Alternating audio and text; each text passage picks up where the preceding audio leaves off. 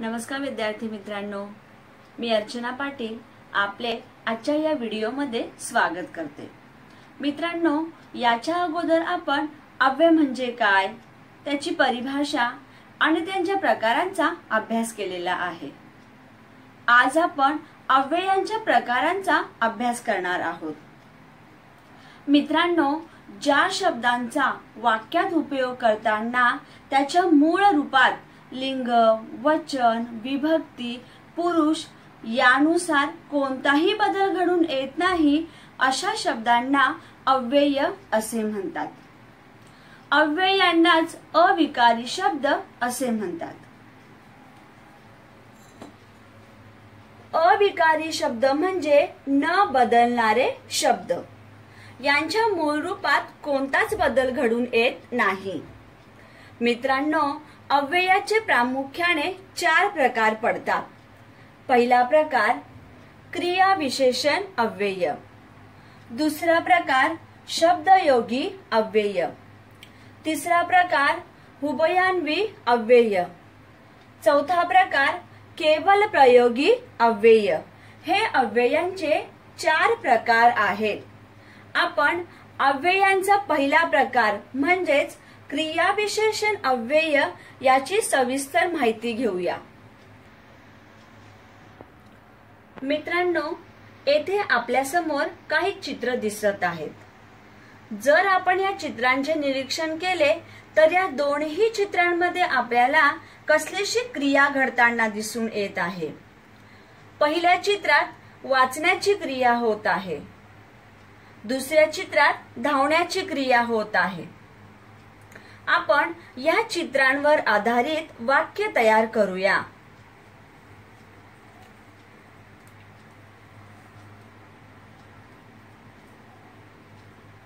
आपण या चित्रावर आधारित वाक्य तयार केले, मुलगी दररोज पुस्तक वाचते। तसेच आपण या दुसऱ्या चित्रावर आधारित वाक्य तयार करूया।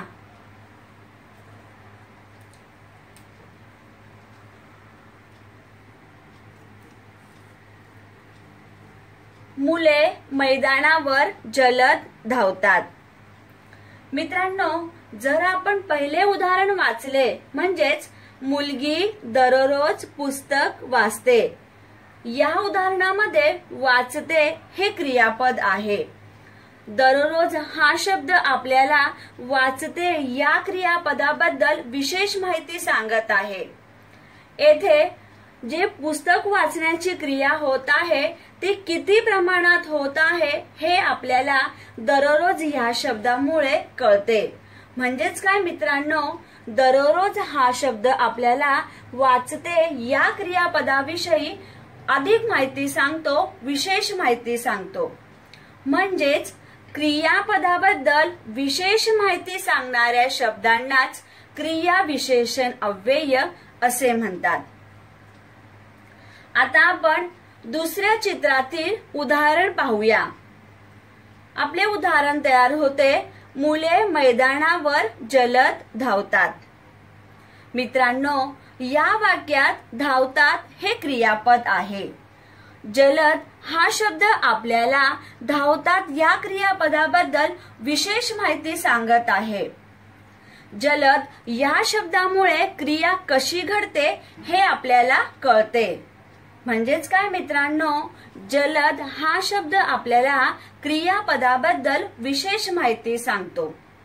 म्हणजेच क्रियापदाबद्दल विशेष माहिती सांगणाऱ्या शब्दांनाच क्रिया विशेषण अव्यय असे म्हणतात। आता आपण क्रिया विशेषण अव्ययाची परिभाषा पाहूया। क्रिया विशेषण अव्यय क्रियापदाबद्दल विशेष माहिती सांगणाऱ्या शब्दाला क्रिया विशेषण अव्यय म्हणतात। मी पुन्हा एकदा वाचते, क्रियापदाबद्दल विशेष माहिती सांगणाऱ्या शब्दाला क्रिया विशेषण अव्यय म्हणतात। उदाहरणार्थ 1. तू आजपासून माझ्या घरातच राहा। 2. मी उद्या शाळेत जाईल। मित्रांनो, जर आपण हे पहिले उदाहरण अभ्यासले, तू आजपासून माझ्या घरातच राहा। या वाक्यामध्ये घरात राहण्याची क्रिया आजपासून होत आहे, म्हणजेच राहा या क्रियापदाबद्दल आजपासून हा शब्द विशेष माहिती सांगत आहे। जर आपण दुसरे उदाहरण पाहिले, मी उद्या शाळेत जाईल, या वाक्यात शाळेत जाण्याची क्रिया होत आहे। उद्या हा शब्द आपल्याला शाळेत जाणाऱ्या क्रियेबद्दल विशेष माहिती सांगत आहे। म्हणजेच मित्रांनो, या क्रियापदांबद्दल जर आपण आपली परिभाषा पाहिली, परिभाषेप्रमाणे जर ह्या क्रियापदांबद्दल विशेष माहिती, हे जे आजपासून आणि उद्या हे जे शब्द आहेत, हे जे अव्यय आहेत, ते अव्यय आपल्याला या क्रियापदांबद्दल विशेष माहिती सांगत आहेत। म्हणजेच क्रियापदांबद्दल विशेष माहिती सांगणाऱ्या शब्दाला क्रियाविशेषण अव्यय म्हणतात। आता आपण इथे पाहिले तर क्रियापदाने दर्शवलेली क्रिया केव्हा घडली, कोठे घडली, कशी घडली, किती वेळा घडली, किती प्रमाणात घडली, अशा प्रकारचे अधिक माहिती देणारे वाक्यातील शब्द क्रियाविशेषण अव्यय असतात। आता आपण शब्दयोगी अव्यय अभ्यासूया। मित्रांनो, येथे आपल्या समोर काही चित्र दिसत आहेत। आपण या चित्रांवर आधारित वाक्य तयार करूया।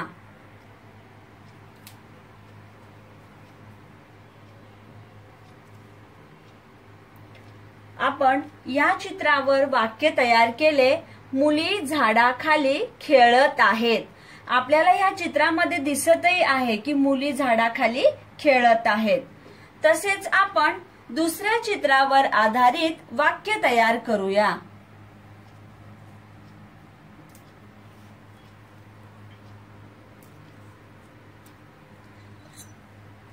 मित्रांनो, आपण दुसऱ्या चित्रावर आधारित वाक्य तयार केले, त्याच्या जवळ एक बॅट आहे।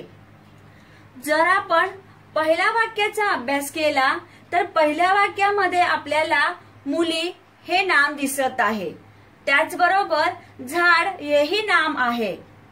झाड या शब्दाला खाली हा दुसरा शब्द जोडून आलेला आहे। म्हणजेच काय मित्रांनो, नामाला जोडून आलेल्या शब्दास म्हणजेच अव्ययास शब्दयोगी अव्यय असे म्हणतात। आपल्याला येथे दिसत आहे की झाड हे जे नाम आहे, या नामाला खाली हा शब्द म्हणजेच अव्यय जोडून आलेले आहे। म्हणजेच नामाला जोडून आलेल्या शब्दाला शब्दयोगी अव्यय असे म्हणतात। आता आपण दुसरे वाक्य पाहूया। दुसरे वाक्य, त्याच्या जवळ एक बॅट आहे। या वाक्यात त्याच्या हे सर्वनाम आहे। या सर्वनामाला जवळ हा शब्द जोडून आलेला आहे। म्हणजेच जवळ हे अव्यय त्याच्या या सर्वनामाला जोडून आलेले आहे। म्हणजेच मित्रांनो, सर्वनामाला जोडून आलेल्या शब्दाला म्हणजेच अव्ययाला शब्दयोगी अव्यय असे म्हणतात। मित्रांनो, जर आपण या दोन्ही वाक्यांचा एकत्र विचार केला तर आपल्याला असे लक्षात येते की नाम आणि सर्वनाम यांना जोडून येणाऱ्या शब्दास म्हणजेच अव्ययास शब्दयोगी अव्यय असे म्हणतात। आता आपण शब्दयोगी अव्ययाची परिभाषा पाहूया। 2 शब्दयोगी अव्यय, नाम व सर्वनाम यांना जोडून येणाऱ्या अव्ययास शब्दयोगी अव्यय म्हणतात। मी पुन्हा एकदा वाचते। नाम व सर्वनाम यांना जोडून येणाऱ्या अव्ययास शब्दयोगी अव्यय म्हणतात। उदाहरण 1, टेबलावर फुलदाणी ठेवली आहे। दुसरे उदाहरण, आमच्याकडे एक टेबल आहे। मित्रांनो, जर आपण हे पहिले उदाहरण पाहिले तर म्हणजेच टेबलावर फुलदाणी ठेवली आहे, या पहिल्या वाक्यामध्ये टेबल हे नाम आहे आणि टेबल ह्या नामाला वर हा शब्द जोडून आलेला आहे. आपल्या परिभाषेप्रमाणे नाम याला जोडून येणाऱ्या अव्ययास शब्दयोगी अव्यय म्हणतात. आता आपण दुसरे उदाहरण पाहूया. दुसरे उदाहरण, आमच्याकडे एक टेबल आहे. मित्रांनो, या वाक्यात आमच्या हे सर्वनाम आहे. आमच्या या सर्वनामाला कडे हा शब्द म्हणजेच कडे हे अव्यय जोडून आलेले आहे. आपल्या परिभाषेप्रमाणे मित्रांनो, सर्वनाम यांना जोडून येणाऱ्या शब्दास शब्दयोगी अव्यय असे म्हणतात. आता आपण उभयान्वी अव्ययाची सविस्तर माहिती घेऊया. मित्रांनो, येथे आपल्या समोर काही चित्र दिसत आहेत. आपण या चित्रांवर आधारित वाक्य तयार करूया.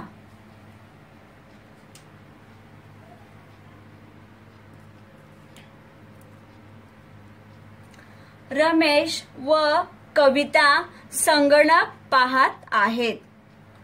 तशाच प्रकारे आपण दुसऱ्या चित्रावर आधारित वाक्य तयार करूया.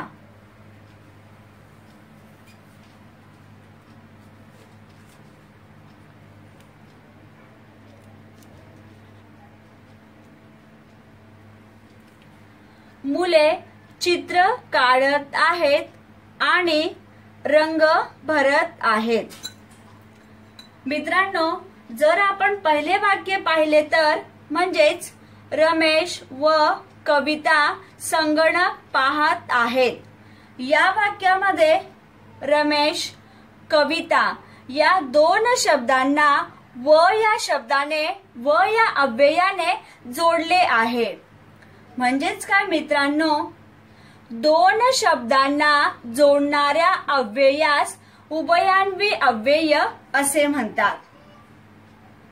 जर आपण दुसरे उदाहरण पाहिले तर मुले चित्र काढत आहेत आणि रंग भरत आहेत, या वाक्यामध्ये दोन स्वतंत्र वाक्य आहेत.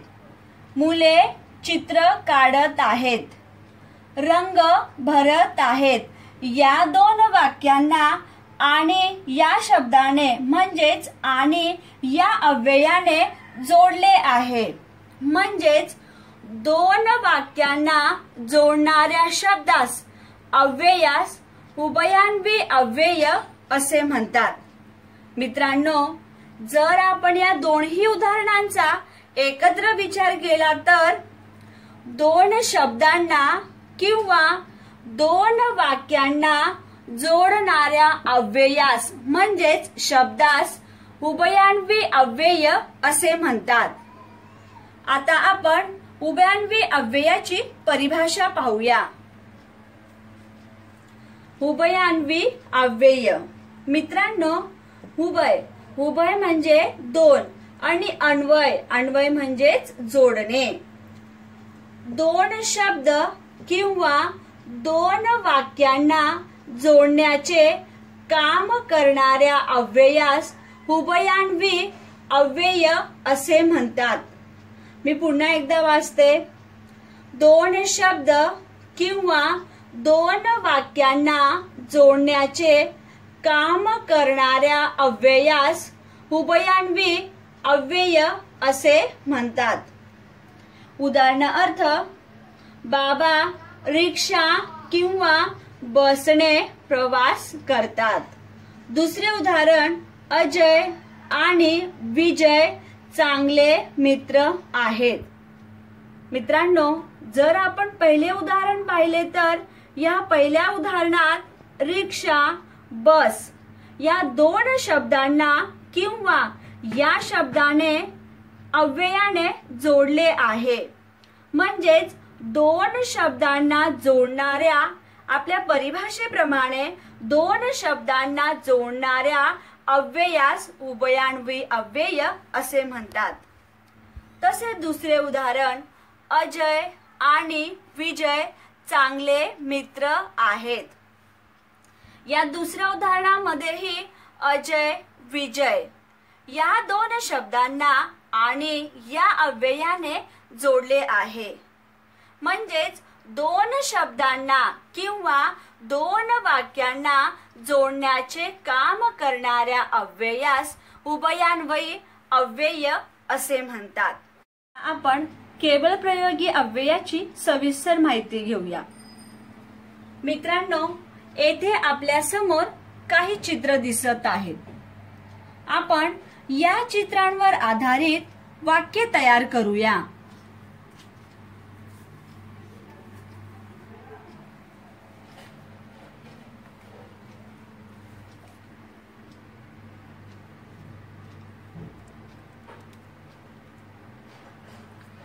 आपण वाक्य तयार केले. वा वा, किती सुंदर बगीचा आहे. तशाच प्रकारे आपण दुसऱ्या चित्रावर आधारित वाक्य तयार करूया.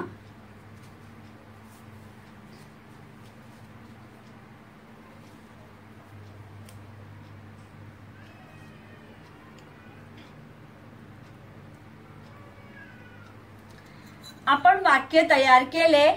शाबास, चांगले काम केलेस. मित्रांनो, जर आपण पहिले उदाहरण पाहिले तर वा वा, किती सुंदर बगीचा आहे या पहिल्या वाक्यामध्ये वा वा या शब्दामुळे आपल्या मनातील भावना प्रकट होत आहेत. म्हणजेच ज्या शब्दांमुळे आपल्या मनातील भावना प्रकट होतात अशा शब्दांना केवल प्रयोगी अव्यय असे म्हणतात. आता आपण दुसरे उदाहरण पाहूया. दुसरे उदाहरण, शाबास, चांगले काम केलेस.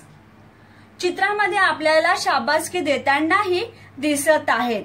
म्हणजेच शाबास या शब्दामुळे आपल्या मनातील भावना प्रकट होत आहेत. ज्या शब्दांमुळे आपल्या मनातील भावना प्रकट होतात अशा शब्दांना केवल प्रयोगी अव्यय असे म्हणतात. आता आपण केवल प्रयोगी अव्ययाची परिभाषा पाहूया.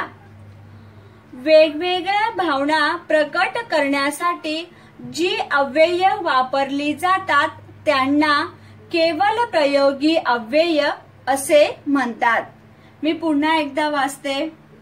वेगवेगळ्या भावना प्रकट करण्यासाठी जी अव्यय वापरली जातात त्यांना केवल प्रयोगी अव्यय असे म्हणतात. उदाहरणार्थ, शी, तुझी कल्पनाच मला पसंत नाही. दुसरे, अबब, केवढी मोठी रांग आहे ही. जर आपण पहिले उदाहरण पाहिले तर पहिल्या उदाहरणात शी या शब्दामुळे, शी या अव्ययामुळे आपल्या मनातील भावना प्रकट होत आहे. मग आपल्या परिभाषेप्रमाणे वेगवेगळ्या भावना प्रकट करण्यासाठी जी अव्यय वापरली जातात त्यांना केवल प्रयोगी अव्यय असे म्हणतात. दुसरे उदाहरण, अबब, केवढी मोठी रांग आहे ही. अबब या शब्दामुळे, या अव्ययामुळे आपल्या मनातील भावना प्रकट होत आहे. आपल्या परिभाषेप्रमाणे मित्रांनो, वेगवेगळ्या भावना प्रकट करण्यासाठी जी अव्यय वापरली जातात त्यांना केवल प्रयोगी अव्यय असे म्हणतात. मित्रांनो, आपल्या भावना प्रकट करण्यासाठी, आपल्या मनातील भावना प्रकट करण्यासाठी अरे रे, अबब, बापरे, वा वा, शी यासारख्या अव्ययांचा वापर करून आपण आपल्या भावना प्रकट करत असतो. आपल्या मनामध्ये वेगवेगळ्या भावना असतात. मग आपल्या मनामध्ये कोणकोणत्या भावना असतात तर हर्ष, शोक, आश्चर्य, प्रशंसा, मौन, संमती, विरोध, तिरस्कार, संबोधन या वेगवेगळ्या भावना असतात. आणि या भावना प्रकट करण्यासाठी आपण ज्या अव्ययांचा वापर करत असतो त्याच अव्ययांना केवल प्रयोगी अव्यय असे म्हणतात. मित्रांनो, अशा प्रकारे आज आपण अव्ययांच्या प्रकारांचा अभ्यास केलेला आहे. अव्ययांचे प्रकार कोणकोणते आहेत तर एक क्रिया विशेषण अव्यय, दुसरे शब्दयोगी अव्यय, तिसरे उभयान्वी अव्यय, चौथे केवल प्रयोगी अव्यय. अशा प्रकारे आज आपण अव्ययांच्या प्रकारांचा अभ्यास केला. आता आपण स्वाध्याय पाहूया. स्वाध्यायातील पहिला प्रश्न आहे, खालील वाक्यातील अधोरेखित अव्ययांचा प्रकार ओळखा. इसका अर्थ होता है अधोरेखित मतलब अंडरलाइन. जो शब्द में अंडरलाइन किया गया है, अधोरेखित किया गया है, उनका हमें अव्यय पहचान कर लिखना है. पहले आहे, पिले घरट्या बाहेर उडाली. या वाक्यात बाहेर या शब्दाला अधोरेखित केलेले आहे. बाहेर याचा प्रकार आपल्याला ओळखायचा आहे. मग बाहेर आप लोग उत्तर लिखोगे, पिले, प्रश्न लिखोगे, पिले घरट्या बाहेर उडाली. उत्तर बाहेर शब्दयोगी अव्यय. इस तरह से आपको उत्तर लिखना है. दूसरा प्रश्न आहे, मंदा लिहिताना नेहमी चुका करते. 3, अरे रे केवढा हा अनर्थ. चौथे, मला आई समोरून येताना दिसली. 5, मला आंबा व चिकू आवडतो. 6, कमला विनयपेक्षा उंच आहे. 7, छे छे आज्ञा नाही. इस तरह से आपको इसमें से अव्यय पहचान कर लिखना है. आपला दूसरा प्रश्न आहे, खालील अव्ययांचा वाक्यात उपयोग करा. मतलब आप लोगों को ये जो शब्द दिए गए हैं, ये जो अव्यय दिए गए हैं, इनका आपको वाक्य में उपयोग करना है. 1, आणि, पर्यंत, अबब, दुपारी, पूर्वी. इन शब्दों को आप लोगों को वाक्य में उपयोग करना है. जैसे आणि, राम आणि श्याम बाहेर गेले. अशा प्रकारे आपल्याला इथे या शब्दांचा वाक्यात उपयोग करायचा आहे. मित्रांनो, ज्या दिवशी आपला ग्रुप ओपन होतो म्हणजे शुक्रवारी, त्या दिवशी आपल्याला स्वाध्याय करून स्वाध्यायाचे पेज आपल्याला आपल्या ग्रुपमध्ये टाकायचे आहे. नमस्ते बच्चों.